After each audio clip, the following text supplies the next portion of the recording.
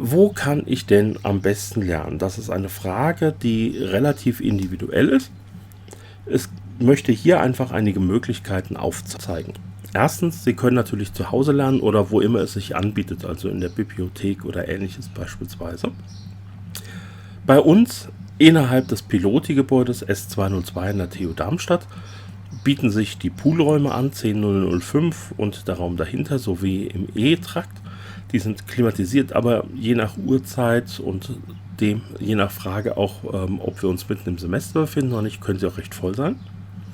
Das Bistro Athene in C301 ist oft recht voll und es gibt noch das Lernzentrum Informatik im A0-Trakt. Auch hier kann es sein, dass es relativ gut belegt ist. Da müssen Sie einfach ausprobieren. In der Mensa Stadtmitte oder im Bistro gibt es ebenfalls Tische, an denen Sie theoretisch lernen können. Allerdings ist es meist so, dass die Umgebungsgeräusche nicht unbedingt lernförderlich sind. In der ULB, also der Universitäts- und Landesbibliothek, gibt es Arbeitsplätze, aber nur für stilles Arbeiten. Es sind dort ebenfalls Räume mietbar. Das erfordert aber einige Organisation und Vorlauf, weil sich viele Studierende darum bewerben, so einen stillen Arbeitsraum zu bekommen. Und denken Sie daran, stilles Arbeiten heißt, Sie können dort zwar Ihre Programmieraufgaben, Hausaufgaben erledigen oder ähnliches oder Literatur lesen, aber was Sie dort nicht machen können, ist mit Lernpartnern diskutieren, weil es eben stilles Arbeiten ist. Wie lerne ich am besten? Auch dies ist eine relativ persönliche Frage, die je nach Person unterschiedlich ausfällt und die für Sie persönlich beste Form muss dummerweise jede Person selber herausfinden. Es gibt aber ein paar allgemeine Tipps, die man geben kann. Beispielsweise ist es sinnvoll, einen Wochenplan zu erstellen, der sowohl den Stundenplan, also wann habe ich eine Vorlesung oder Übung, als auch die Lernphasen enthält. Übertreiben Sie es dabei nicht, also planen Sie nicht von vornherein 10 Stunden an Lernen pro Tag ein, weil Sie das auf Dauer ohnehin nicht durchhalten werden. Unterschätzen Sie bitte nicht die Hausaufgaben, genauso wenig wie den Stoffumfang und die Stoffdichte.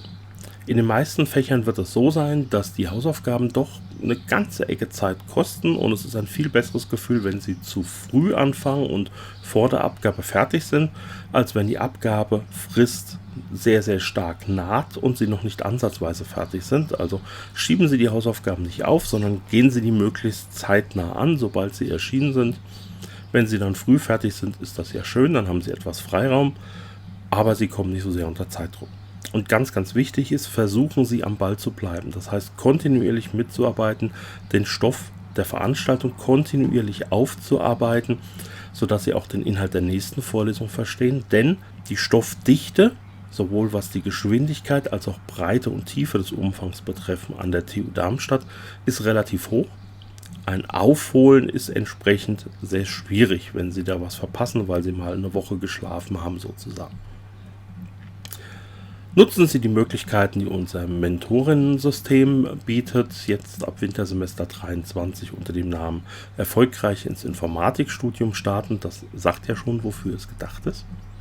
Bilden Sie insbesondere eine Lerngruppe, aber machen Sie es richtig. Das heißt, bringen Sie sich aktiv in die Lerngruppe ein, bereiten Sie die Inhalte vor und lassen sich nicht einfach mitziehen und diskutieren einfach ein bisschen mit und tauschen Ideen aus und sagen am Ende, jo, haben wir doch super zusammen hingekriegt. Denn auf die Art ist unklar, wie viel habe ich denn selbst beigetragen, wie viel habe ich selber lösen können. Und wenn Ihnen das nicht ganz klar ist, kann es spätestens in der Klausur zu einem Problem werden.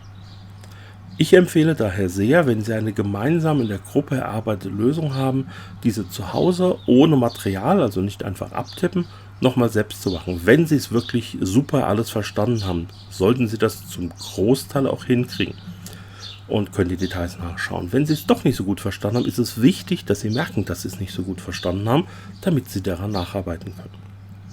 Und natürlich beachten Sie die Regeln, die die Veranstalter angeben. Also wenn in einer bestimmten Veranstaltung die Zusammenarbeit mit anderen nicht erlaubt ist oder nur mit einer bestimmten Anzahl Personen, dann verstoßen Sie bitte nicht dagegen, sonst haben Sie Sachen wie Plagiatsvorwürfe, die nicht wirklich erforderlich oder hilfreich sind.